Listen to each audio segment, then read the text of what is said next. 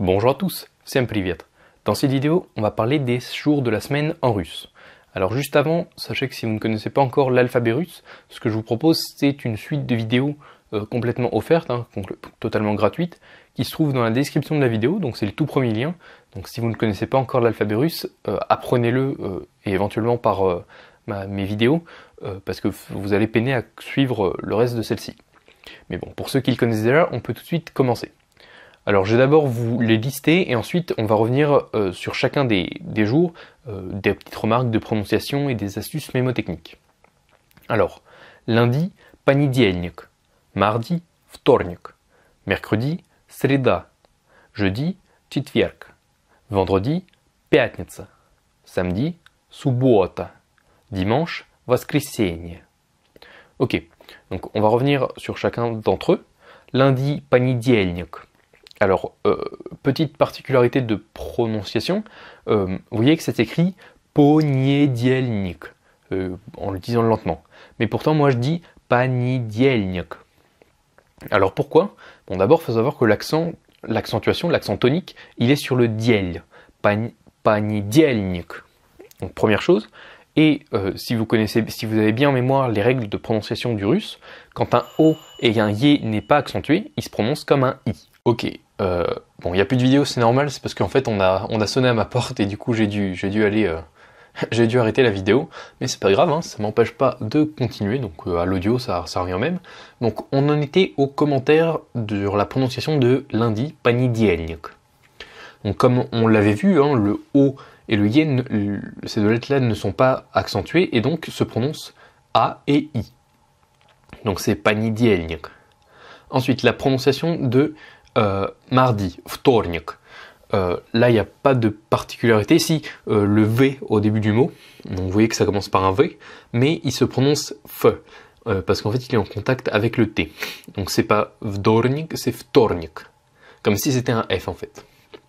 Il n'y a pas d'autre difficulté. Mercredi, sreda. Alors là, le Y n'est pas accentué, du coup, il se prononce comme un I. C'est pas sreda, mais srida. Srida, pardon, j'ai mal fait l'accentuation. Et petit moyen mémotechnique, ah oui, j'ai oublié de vous le dire aussi pour mardi. Mardi, c'est вторник.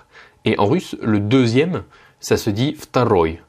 Et bon, il y a un lien avec par rapport à la racine des deux mots, parce que mardi, hein, c'est le deuxième jour de la semaine. Et mercredi, donc sreda, en russe, середина, ça veut dire la moitié, le milieu. Ça veut dire le milieu, pardon. Et sredni, c'est veut dire moyen, c'est un adjectif qui signifie moyen.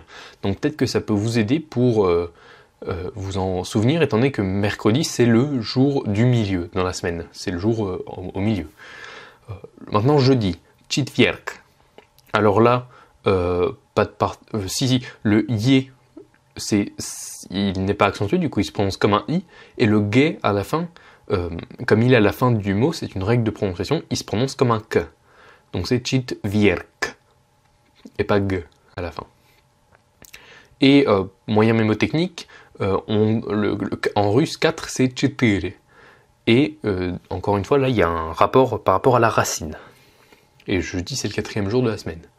Vendredi, пятница. Pas de difficulté de prononciation, l'accentuation elle est sur le ya, пятница, donc la première syllabe, et un autre moyen mémotechnique, le vendredi c'est le 5e jour de la semaine, et en russe, 5 se dit пять. Tout simplement. Samedi, суббота.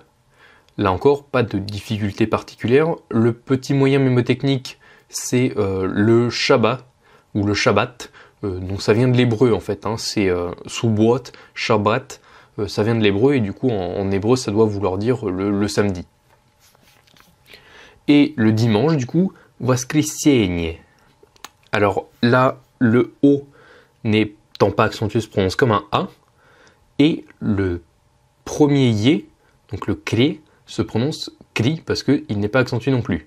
Par contre, le Y à la fin, qui n'est certes pas accentué, se prononce quand même Y, étant donné que cette règle ne s'applique pas aux Y quand ils sont à la fin des mots. Donc du coup, ça s'écrit воскресенье, mais ça se prononce воскресенье. On fait bien attention à mettre, donc à l'écrit, un signe mou à la fin, enfin entre le N et le Y, et pas un I, ça peut être trompeur étant donné qu'on le dit à l'oral, parce qu'en fait, quand il y a un I, ça veut dire résurrection. Donc dans le vocabulaire religieux, ça signifie la résurrection. Donc voilà, donc la présentation est terminée. Je vous le refais une dernière fois. Lundi, понедельник, mardi, вторник, mercredi, среда, jeudi, четверг, vendredi, пятница, samedi, суббота, dimanche, воскресенье. Donc voilà, si ça vous intéresse d'aller plus loin, je vous ai déjà parlé dans la description qu'il y avait un lien pour apprendre l'alphabet russe, mais bon, comme vous le connaissez déjà, ça ne va pas vous servir à grand chose, mais il y a d'autres liens. Le deuxième lien, par exemple, c'est un lien vers un programme payant qui s'appelle Démarrage efficace. Comme son nom l'indique, l'objectif c'est de vous faire démarrer l'apprentissage du russe de la manière la plus efficace possible. Donc ça pourrait vous intéresser. Et une autre chose aussi, c'est les cours particuliers. Donc ça c'est le troisième lien dans la description. Si ça vous intéresse de prendre des cours avec moi, vous pouvez tout à fait vous renseigner dans un premier temps en cliquant sur le lien dans la description. Je vous laisse aller voir tout ça en temps voulu. En attendant, je vous remercie pour votre visionnage et je vous dis à tous, пока.